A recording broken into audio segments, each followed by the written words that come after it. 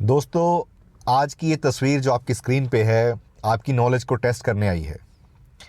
आप इसमें गैस करेंगे एक ऐसे एक्स सीएम ऑफ गुजरात के बारे में जिन्होंने अपनी पर्सनल सेविंग से 21 लाख रुपए डोनेट किए।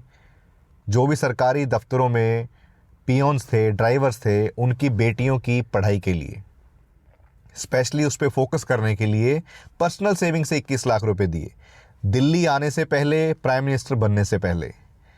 सो मेरे ख्याल से बहुत सारी ऑडियंस ऑलरेडी गेस कर चुकी होगी कि ऐसे शानदार इंसान, ज़बरदस्त इंसान, एक अच्छी स्ट्रॉन्ग पर्सनैलिटी रखने वाले वो कौन है। वो हैं श्री नरेंद्र मोदी, हमारे तत्कालीन प्रधानमंत्री, current prime minister of India and very famous personality. आज इनके बारे में, इस सारे एपिसोड के बारे में डिटेल में पढ़ेंगे विद प्रीवियस ईयर क्वेश्चंस जो आपके एग्ज़ाम के लिए बिल्कुल रेलिवेंट और इम्पॉर्टेंट हैं। नमस्कार दोस्तों, मैं हेमंत कुमार आपका स्वागत करता हूं आपके अपने YouTube channel study with Hemant पर। मैं जल्दी से बताऊं कि डेली शाम को 7:15 बजे हमारी न्यू वीडियो आती है जो कंसिस्टेंसी से पिछले 86 डेज से आ रही है। और अगर आपका प्यार सपोर्ट बना रहा तो यही कंसिस्टेंसी आगे मेंटेन रहेगी। तो जल्दी से चैनल को सब्सक्राइब कर दें, लाइक शेयर कमेंट ज़रूर करें, आगे बढ़ने में थोड़ा सहयोग करें। अब चलते हैं हमारे लास्ट ईयर जो लास्ट होमवर्क क्वेश्चन आपको दिया था उसके ऊपर। सो चलिए दोस्तों, let's start today session. This is part 7 and the last one of chapter 14 the council of ministers. ये आपकी स्क्रीन पे क्वेश्चन नंबर 68 जो हमने लास्ट टाइम छोड़ा था। यस, ये 67 क्वेश्चन है, 68 पे हमने छोड़ा था आपको। This is the highest civil services officer central government का कौन है? Attorney general of India, cabinet secretary, the home secretary, the finance secretary and none of the above. ये इससे प्रीवियस ईयर क्वेश्चन में मैंने ऑलरेडी एक्सप्लेन किया था आपको कि 63rd बिहार PCS 2017 में आया है and cabinet secretary highest post है। अब चलते हैं question number 69 and first one of today session. लेकिन दोस्तों को मैं बताऊं कि प्लीज़ आप जो लोग नए आए हैं वो पार्ट 1 को इस चैप्टर के ज़रूर रेफ़र करें, जिससे आपको कॉन्सेप्ट की क्लैरिटी होगी। सिर्फ 15-20 मिनट में ये क्वेश्चंस खुद आप आंसर कर पाएंगे। हर एक वीडियो को मैंने एक मज़ेदार ढंग से बताया है ताकि एक इंपॉर्टेंट प्रधानमंत्री के बारे में, और भी बहुत इंपॉर्टेंट है, सबको मैं कवर नहीं कर पाया यहाँ पे ऐसे कार्टून इमेजेस के साथ। सो अगर आप कहेंगे तो मैं इसकी एक सीरीज़ बना के कार्टून्स के साथ आपको ये नॉलेज, एक स्पेशल एपिसोड्स अब ऐसे शॉर्ट्स में डालूं ताकि आप रट्टे ना मारें, सारे प्रधानमंत्री को उनके एपिसोड्स के साथ लिंक कर पाएँ कब कौन कैसे आया। चलिए दोस्तों आगे चलते हैं। विच one of the following constitutional amendment states that total number of ministers including the prime minister in the council of ministers shall not exceed 15% of the total number of members of the house of people. कौन सा constitutional amendment ये कहता है कि total number of जो ministers हैं prime minister को मिला के in the council of ministers 15% of the total members of the house of people, मतलब लोकसभा के टोटल स्ट्रेंथ का 15% मैक्सिमम हो सकते हैं जो आपकी council of minister with PM है। तो ये कौन सा उसमें ये प्रावधान दिया गया है, ये ज़रा आप बताएंगे। A90, B49 and C92, D93। IS pre 2009 का क्वेश्चन था and B is the answer. 91st constitutional amendment act में दिया गया था ये। ऑलरेडी हम इसे मल्टीपल टाइम्स कर चुके हैं पुरानी वीडियोस में, फिर भी मैं एक बार रिपीट करवा दूं quickly. 91st constitutional amendment act 2003 ये कहता है total number of ministers including prime ministers in the council ministers 15% से ज़्यादा एक्सीड नहीं करने चाहिए total number of members of the Lok Sabha. ये प्रोविजन ने ऐड किया था article number 75 clause 1A through the 91st constitutional amendment act 2003। Next is question number 70 on your screen. Which of the following constitutional amendment act restricted the size of the council of ministers to the 15% of the total members of the Lok Sabha? कौन सा constitutional amendment है जो size of council of ministers को 15% तक restricted करता है? अब ये रट जाएगा आपको। 91st constitutional amendment act 2003, C is the answer. Bihar PCS 2020 में फिर से आया है ये। इंपॉर्टेंट क्वेश्चन है दोस्तों, इस अमेंडमेंट संशोधन को याद कर लें। 93वां संशोधन 2003। 71st question, which constitutional amendment has limited the number of central ministers to 15% of total number of seats? फिर से repeated question, B is the answer। 91st 2003 question number 72 with reference to the union government consider the following statements. Union government से related ये statements दी गई हैं। The number of ministers at the centre on the 15 August 1947 was 48। ये 1947 को जो number of ministers थे centre में, ये उनकी संख्या थी 18। सेकंड है, number of ministers at the centre at present is 36। ये प्रेजेंट क्योंकि 2022 का एडिशन है बुक का, और 2009 में पूछा गया है, तो 2009 के हिसाब से बोल रहे हैं, तब का आंसर ए है। Let's see. और at present at the centre 51 है। अगर इसमें कोई करेक्शन है आप कमेंट्स में ज़रूर बताएंगे, and I will appreciate that कि आपकी पार्टिसिपेशन कितनी ज़्यादा है। Question number 73, which one of the following official document is related with the India? A green paper, B white paper, C yellow book, D blue book. ये देखिए UPPCS 2008 में आया, white paper is the answer, that is B option. And इसकी explanation देखते हैं। White paper is an official document issued by the government of India और by its ministry which explains the government policies on a particular subject and allows the government to collect feedback before a bill is prepared. मतलब एक official government एक document तैयार किया जाता है, हमने अंग्रेज़ों से ही लिया है भाई, ब्रिटिश गवर्नमेंट के टाइम पे वाइट पेपर इशू किया जाता था, वहीं से हमने लिया है इसे। और इसमें क्या दिया जाता है कि एक ऐसा डॉक्यूमेंट है जो government of India concern ministry launch करती है, इशू करती है और एक्सप्लेन करती है कि जो भी पॉलिसीज़ किसी पर्टिकुलर विषय के ऊपर, सब्जेक्ट के ऊपर बनाई गई हैं, और उस पर फीडबैक लेती है, ताकि इसको एज अ बिल पेश करने से पहले थोड़ा होमवर्क कर लिया जाए। आई hope I am very much clear. कोई भी डाउट है बिंदास होकर पूछें यार, मैं उसका जवाब ज़रूर दूंगा आपको। Question number 74, which article of the Indian constitution describes the executive power of every state shall be so exercised as not to impede or prejudice the exercise of executive power of the union। मतलब कौन सा article ये कहता है कि जो executive power है हर एक स्टेट की, वो इस हिसाब से shall be so exercise, इस हिसाब से इस्तेमाल करें, not to impede or prejudice exercise of executive power of the union, कि यूनियन की जो एग्जीक्यूटिव पावर है उसमें उसको कम करते हुए एक्सरसाइज ना करे कोई भी स्टेट। मतलब यूनियन की पावर को कम आंकते हुए, उसकी पावर को कम करते हुए तब अपनी एग्जीक्यूटिव पावर को इस्तेमाल ना करे कोई भी state. A article 257, B 258, C article 355 and D 356। Jharkhand PCS 2011 का question. 257 clause 1 of the Indian constitution, the executive power of every state shall be so exercise, इस हिसाब से पावर को इस्तेमाल किया जाना चाहिए, एक्सरसाइज किया जाना चाहिए स्टेट के द्वारा, as not to impede or prejudice the exercise of executive power of the union and the executive power of union shall extend to giving such direction to the states as may appear to the government of India necessary for that purpose। मान लीजिए किसी भी मसले के लिए कोई भी state government, for example Punjab government, Tamil Nadu government, anyone you can say Himachal government, Haryana government, तो उसके अंदर अगर मान लीजिए वो किसी मसले को लेके अपनी पावर को एक्सरसाइज कर रहे हैं, तो वो यूनियन की पावर उस विषय के ऊपर, क्योंकि देखिए 3 लिस्ट दी गई हैं, state, union, state and concurrent. अब स्टेट के भी कुछ सब्जेक्ट्स ऐसे हैं अगर पार्लियामेंट को नेसेसरी लगे कि स्टेट के वेलफेयर के लिए, देश के हित में, वो उसके ऊपर भी कानून बना सकते हैं स्टेट सब्जेक्ट के ऊपर। तो इसलिए दिया गया है कि स्टेट अगर अपने विषय में भी किसी पावर को इस्तेमाल करे तो यूनियन की पावर को कम ना करे, कम ना आंकते हुए तब उस हिसाब से इस्तेमाल करे, और यूनियन भी इस हिसाब से डायरेक्शन दे स्टेट को जो भी नेसेसरी हैं उसके ऊपर कानून बनाने के लिए, जो देश के हित में हो, गवर्नमेंट को स्मूथली रन करने के लिए हित में हो। I hope I am clear. फिर भी अगर कोई डाउट है तो ज़रूर पूछें। Let's move on. Question number 75, the reorganisation of the union cabinet is based on the report of. हम जल्दी उस इंफॉर्मेशन के बारे में बात करेंगे जो श्री नरेंद्र मोदी जी के बारे में है, कि भाई पर्सनल सेविंग से देना है। एज अ प्राइम मिनिस्टर तो बहुत कुछ दे सकते हैं, कोई भी सीट पे रहेगा, अगर उनकी इच्छा है कुछ देश के लिए करने की वो करेंगे, लेकिन जब अपनी पॉकेट से कुछ जाता है तब पता लगता है कि यस कितना मन है देश के लिए, कि कितनी इच्छा है। The reorganisation of the union cabinet is based on the report of, जो रीऑर्गेनाइजेशन थी, पुनर्गठन था यूनियन कैबिनेट का, इज बेस्ड कि किसकी रिपोर्ट पे? A Gopal Swami Ayyangar, B K M Munshi, C T Krishnamachari, D B C Roy.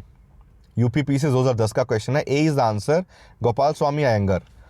जो पुनर्गठन किया गया यूनियन कैबिनेट का किस हिसाब से की जाएगी, क्या है वो, गोपाल स्वामी अयंगर की रिपोर्ट थी, उसके बेसिस पे हुआ। Question number 76, which of the following are the functions of the cabinet secretariat. जो कैबिनेट सचिवालय है उसका फंक्शंस हैं उनके बारे में स्टेटमेंट्स दी गई हैं, पढ़ते हैं। 1 preparation of the agenda for the cabinet meetings, जो भी कैबिनेट की मीटिंग्स होंगी उसके लिए जो एजेंडा है, क्या मेन मकसद क्या रहेगा मीटिंग का, टॉपिक क्या रहेगा, वो तैयार करना। B2 secretariat assistance to the cabinet committees, कि सेक्रेटरीट की जो असिस्टेंस है कैबिनेट कमेटीज़ को, जो भी कमेटीज़ बनी हैं, सचिव वाले उनको सहयोग देगा जो भी उनको मदद चाहिए। 3 allocation of financial resources to the ministries, ministries को फाइनेंशियल रिसोर्सेज एलोकेट करना। ठीक है, तो ये ऑप्शंस दी गई हैं, क्या सही है जी बताएं। 1 only, 2 and 3 only, C 1 and 2 only, D 1 2 3।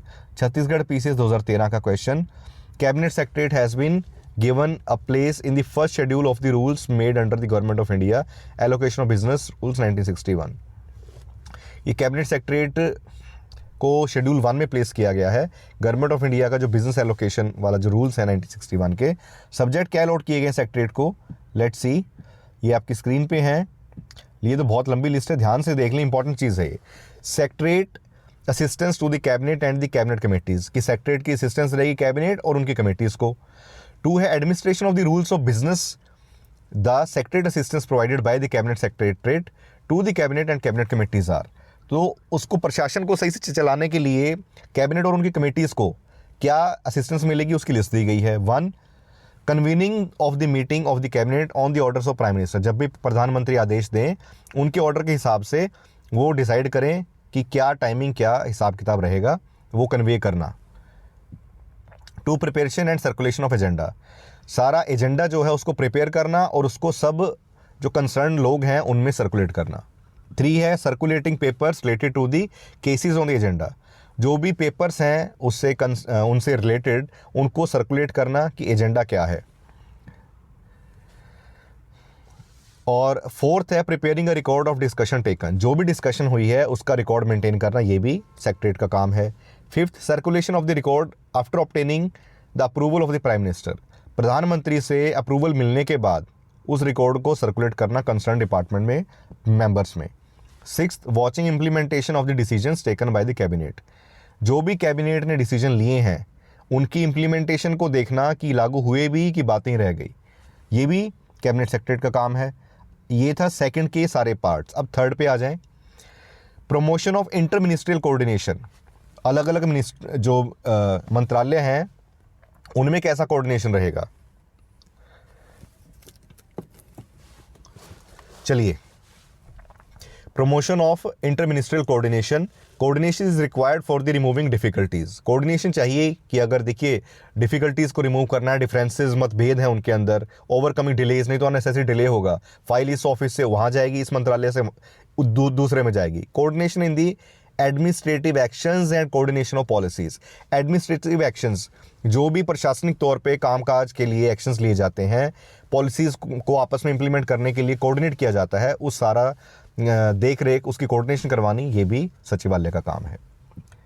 So I hope information एकदम क्लियर होगी। अब चलते हैं आगे। पहले हम चलेंगे उस इन्फॉर्मेशन पे जो मैंने आपसे प्रॉमिस किया था, दैट आई विल शेयर, हमारे प्रधानमंत्री जी के बारे में। यस, यहाँ से स्टार्ट करते हैं। ये मैंने गूगल से पूछा था कि भाई ऐसे ऐसे मैंने एक एपिसोड सुना था, 21 लाख डोनेशन कुछ उन्होंने दी थी अमाउंट, जब वो गुजरात के सीएम थे और उस पद को छोड़ के पीएम एज अ कैंडिडेट बनने के लिए दिल्ली आ रहे थे।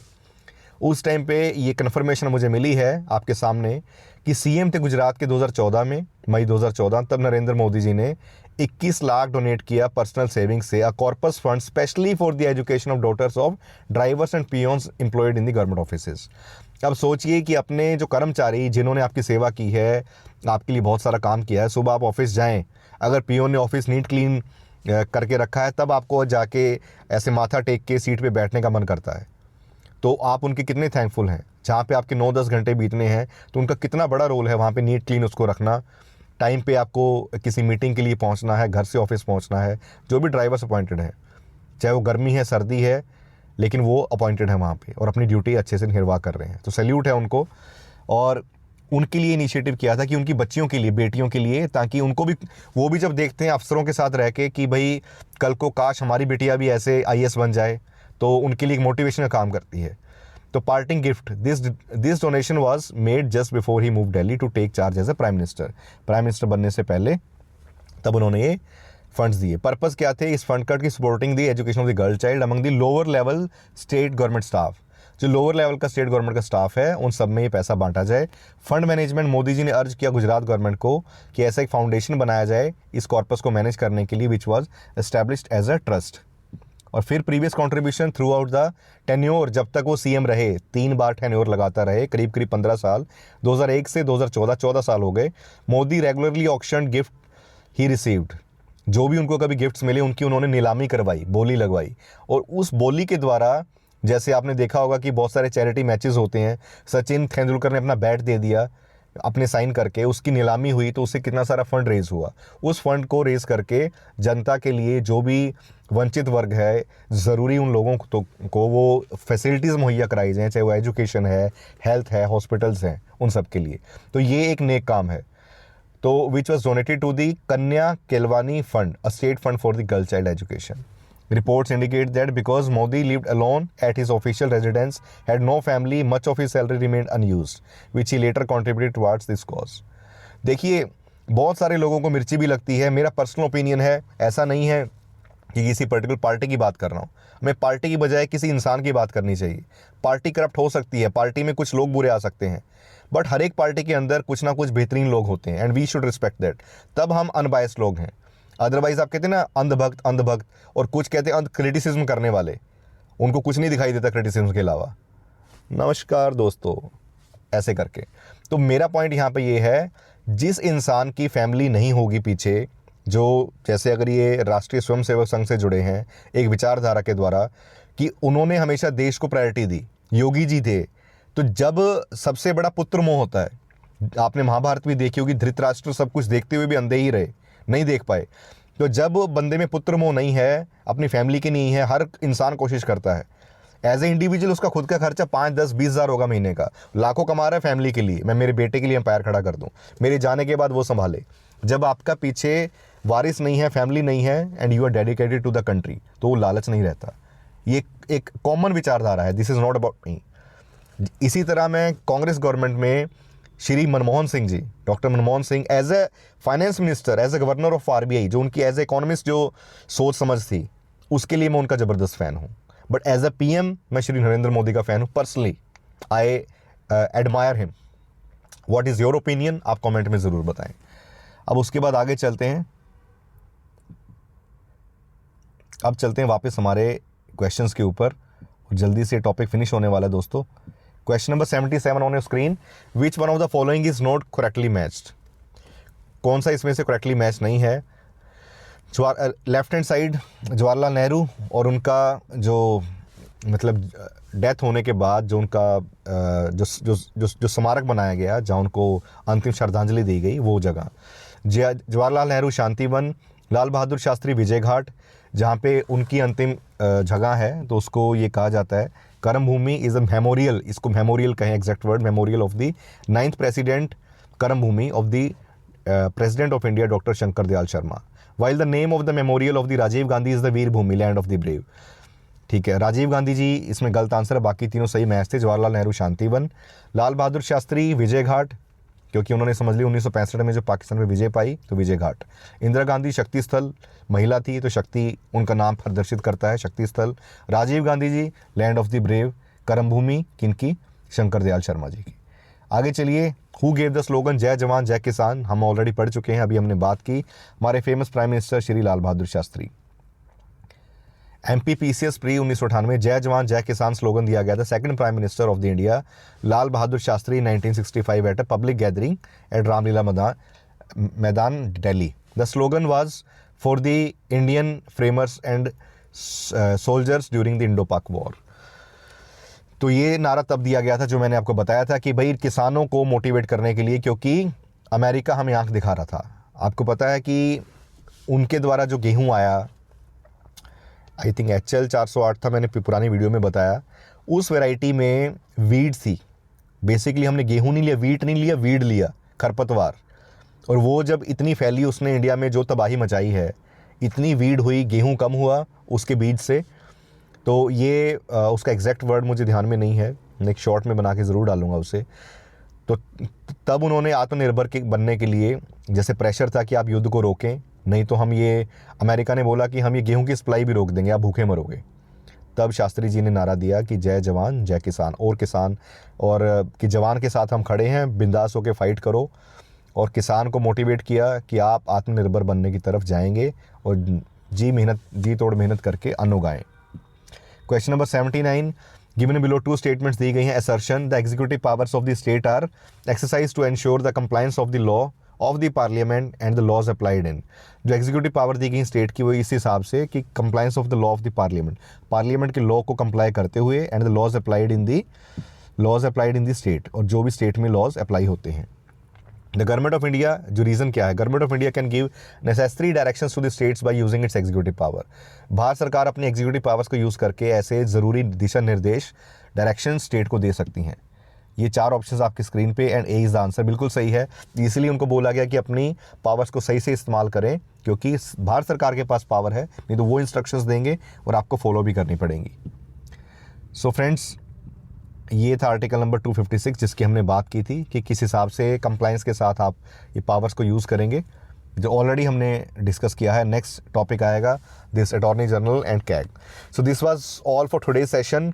ये चैप्टर ख़त्म हुआ। दोस्तों, सच में कैसी लगी इन्फॉर्मेशन, और सच में यार अगर आपको मज़ा आ रहा है, अच्छा लग रहा है, तो प्लीज़ थोड़ा सा दोस्तों से बांटें और थोड़ा सा मुझे आगे बढ़ने में सहयोग करें। लाइक शेयर कमेंट करें, एंगेजमेंट दिखाएं अपनी। Thanks for your support. Stay tuned for the next video.